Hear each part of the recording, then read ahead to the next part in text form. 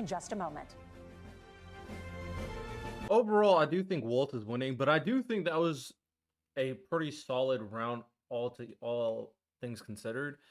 Vance, I don't know. He bridged the moderate line there, which I think could be good for his. I don't know. For Republicans, they might not like what Vance was doing, like the really big pro-lifers. For me, as like a more moderate, I don't mind what Vance was saying. Walt, I probably would give this to Vance personally. The only issue is I have a hard time really believing a lot of the things that were said when it comes to Trump and Vance's campaign. But for based off the surface of what he said in terms of trying to support these different things, maybe if you ask a more direct question on like abortion and should people go to jail, then we will get into a little bit more nitty gritty. I don't think he was very surface level. He kept it surface level. That was smart. Waltz definitely went a little bit more into the details. People were more pro-choice, or definitely gonna lean Waltz. I'm not like extremely pro-choice. Ultimately, I don't care when it comes down to a woman doing what she needs to do. Overall, I'm not mad at it. I would say that was a close round. That was a close round. Let's move here. Is by firearms. Senator Vance, you oppose most gun legislation that Democrats claim would curb gun violence. You oppose red flag gun laws and legislation to ban certain semi-automatic rifles, including AR-15s. So let me ask you, earlier this year, for the first time, the parents of a school shooter were convicted of involuntary manslaughter and sentenced to 10 years in prison. Do you think holding parents responsible could curb mass shootings? I'll give you 2 minutes. Yeah, well, Nora, on that particular case, I don't know the full details, but I certainly trust local law enforcement and local authorities to make those decisions. I think in some cases the answer is going to be yes, and in some cases the answer is going to be no. And the details really matter here, of course. For example, if a kid steals a gun, that's going to be different than if a parent hands over a gun knowing that their kid is potentially dangerous. How different will it be, though, if your kid steals your gun, right? I don't know, but look, I want to just sort of speak as a father of 3 beautiful little kids, and our oldest is now in 2nd grade. And like a lot of parents, we send our kids to school with such hope and such joy and such pride at their little faces on the first day of school. And we know, unfortunately, that a lot of kids are going to experience this terrible epidemic of gun violence. And of course, our hearts go out to the families that are affected by this terrible stuff. And we do have to do better. And I think that Governor Walz and I actually probably agree that we need to do better on this. The question is just, how do we actually do it? Now, here's something that really bothers me and worries me about this epidemic of violence. The gross majority, close to 90% in some of the statistics I've seen, of the gun violence. Please don't obfuscate. I don't know what it is. In this country is committed with illegally obtained firearms. And while we're on that topic. Okay. You might be able to sell me here, Vance. You might be illegally obtained firearms. Don't blame immigration. Please don't blame immigration. Focus on what's going on in the country. Give me a good answer. We know that thanks to Kamala Harris's open border, we've seen a massive influx in the number of illegal. What did I just say not to do? What did I? I was here, Vince. You almost had me, and then you just blame immigration, man. Guns run by the Mexican drug cartel. So that number, the amount of illegal guns in our country is higher today than it was 3.5 years ago. But what do we do about the schools? What do we do to protect our kids? And I think the answer is, and I say this not loving the answer, because I don't want my kids to go to school in a school that feels unsafe or where there are visible signs of security. But I unfortunately think that we have to increase security in our schools. We have to make the doors lock better. We have to make the doors stronger. We've got to make the windows stronger. And of course, we've got to increase school resource officers, because the idea that we can magically wave a wand and take guns out of the hands of bad guys, it just doesn't fit with recent experience. So we've got to make our schools safer. And I think we've got to have some common sense bipartisan solutions for how to do that. Governor, you have 2 minutes. Well, I think all the parents watching tonight, this is your biggest nightmare. Look, I got I got a 17-year-old, and he witnessed a shooting at a community center playing volleyball. Those things don't leave you. As a member of Congress, I sat in my office surrounded by dozens of the Sandy Hook parents, and they were looking at my 7-year-old picture on the wall. Their 7-year-old were dead, and they were asking us to do something. And look, I'm a hunter.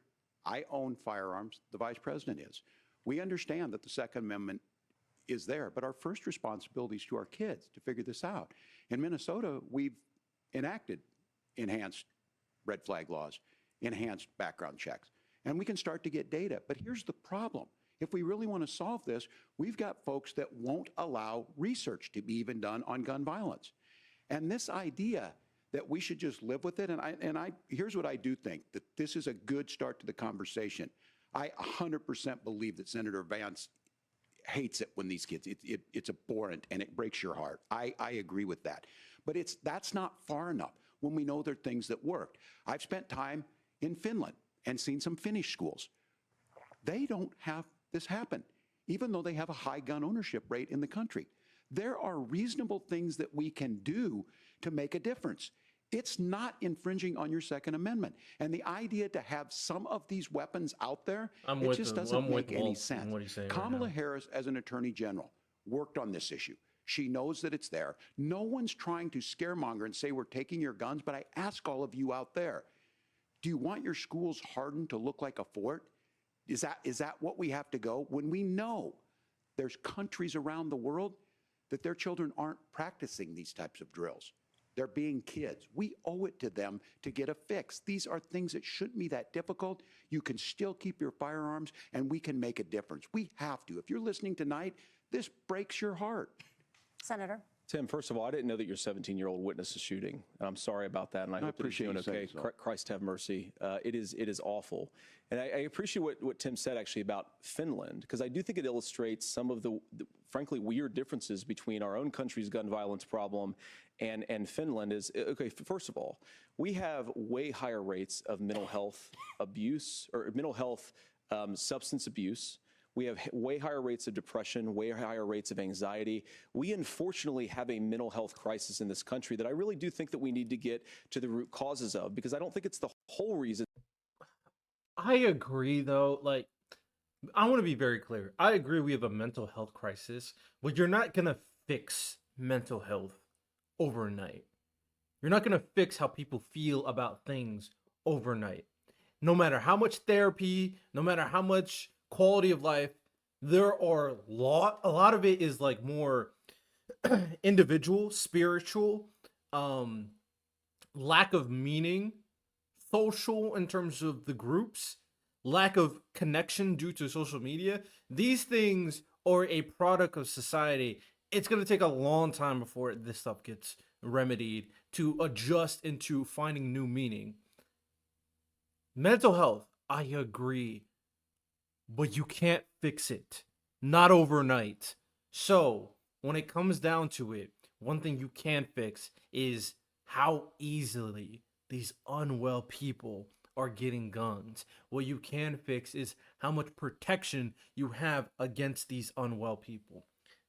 It's just sometimes the mental health stuff is an excuse to not really to do something that is more realistic to remedy.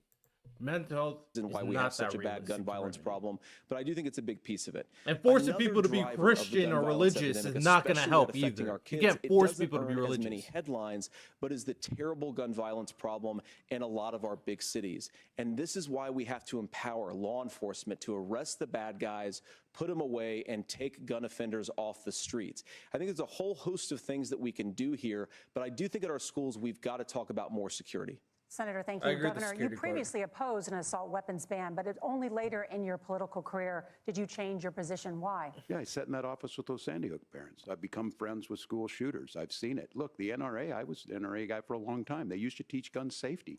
I'm of an age. I became friends with school shooters. I think he said that wrong. I don't think he said that correctly. But I do think it's a big I know piece of this is 100% going to another get clipped, I'm driver sure. of the gun violence epidemic, a special problem in a lot of our big cities. Put them away and take gun offenders off the streets. Security. Senator, thank you. Governor, you previously opposed an assault weapons ban, but only later in your political career did you change your position. Why? Yeah, I sat in that office with those Sandy Hook parents. I've become friends with school shooters. I've seen Become friends with victims of school shooters is what I think he meant. it. Look, the NRA, I was an NRA guy for a long time. They used to teach gun safety. I'm of an age where my shotgun was in my car so I could pheasant hunt after football practice. That's not where we live today. And several things I want to mention on this is talking about cities and where it's at. The number one where the most firearm deaths happen in Minnesota are rural suicides. And we have an epidemic of children getting guns and shooting themselves. And so we have, and we should look at all of the issues.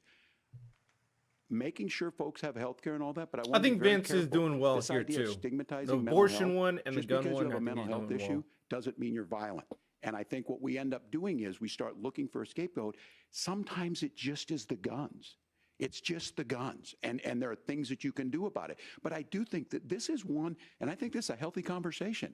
I think there's a capacity to find solutions on this that work, protect Second Amendment, protect our children. That's our priority. Gentlemen, thank you. Margaret? I Thank agree you, there. Nora.